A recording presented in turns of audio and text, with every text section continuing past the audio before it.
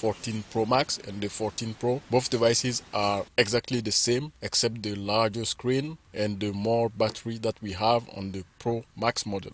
Let's start with what's new on the new iPhone Pro model. We have a new dynamic island. It is the new feature that everybody is talking about. This is going to set the new standard for iPhones. To be precise, especially all the models coming next year. The dynamic island is a feature that lets you interact with the hole punch at the top of the display. It was called the notch, and today they are calling it the dynamic island. Something very interesting that I found out was if you try to look for dynamic island inside the setting app, you will not find anything. So it's called dynamic island, but inside the device there is no reference to that term. I was able to find three types of applications that works with the dynamic island. One is the chronometer app. This is the countdown. And then we have Spotify or any other music playing app or any podcast app. The third application that works with the dynamic island is Google Map or Apple Map, or maybe any other type of map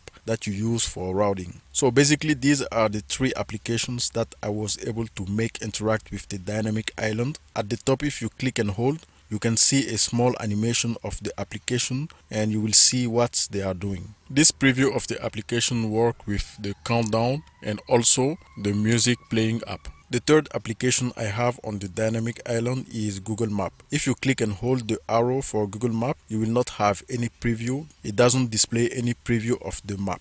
Despite the preview, you can still click on the arrow and it will take you directly inside your Google Map. So you can interact with the map, change your routing, or change the place where you're going. This was the dynamic island. It lets you use any applications, mainly 3 at the same time, and you can jump between the applications. It is very convenient. Like I said, you do not have any reference of the terms inside this device. Next, I will tell you the bads of the dynamic island. As soon as you turn the device into landscape mode, the dynamic island turns into a hole punch or a peel cutout shape. You do not have any interaction possibly with the dynamic island and it just stays static. In the portrait orientation, you have a dynamic island. If you go into landscape mode, you have a static island. Multitasking is all about the big screen. If we turn the device in landscape mode and we cannot do any multitasking, this basically becomes an iPhone 13 Pro Max. I think it will be much better to still have the dynamic island interactive while in landscape mode.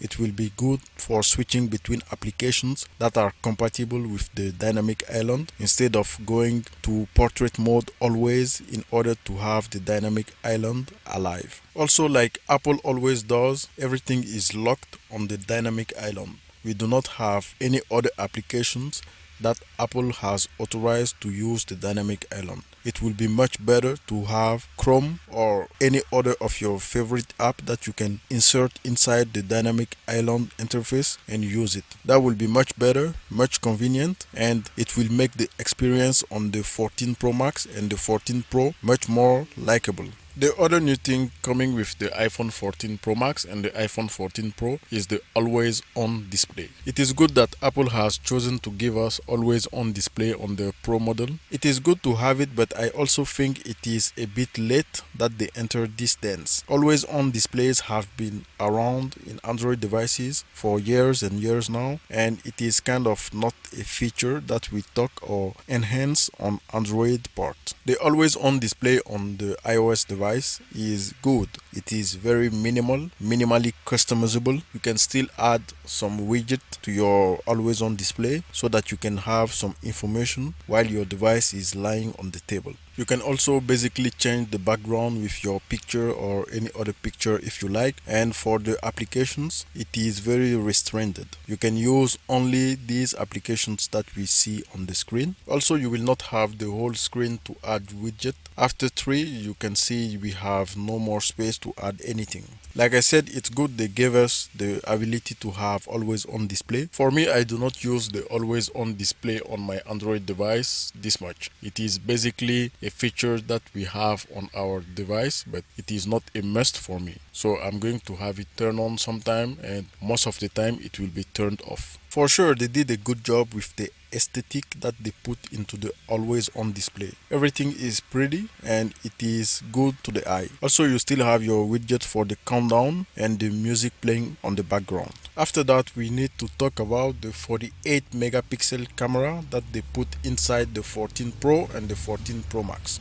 I'm going to do a quick picture evaluation between the S22 Ultra and the iPhone 14 Pro Max. Carefully look at the difference in color. Precisely make sure that you look at the bits inside the Earthbit logo. You can see on the iPhone 14 Pro Max that the color is a little bit darker, but the shape of the B, I and T, the bit is in focus, sharp, as opposed to the S22 Ultra, which is a little bit blurry. The 48 megapixel camera is welcomed and it is one of the big features of this year's iPhone. The iPhone 14 Pro Max and Pro does not have a SIM card tray. If you want to use a SIM card tray, you will have to get an iPhone 14 or 14 Pro from a supplier that has a SIM card tray. In the US, all iPhone 14 do not have SIM card tray. To have service, you will need to have a virtual SIM or an eSIM connected to your device directly.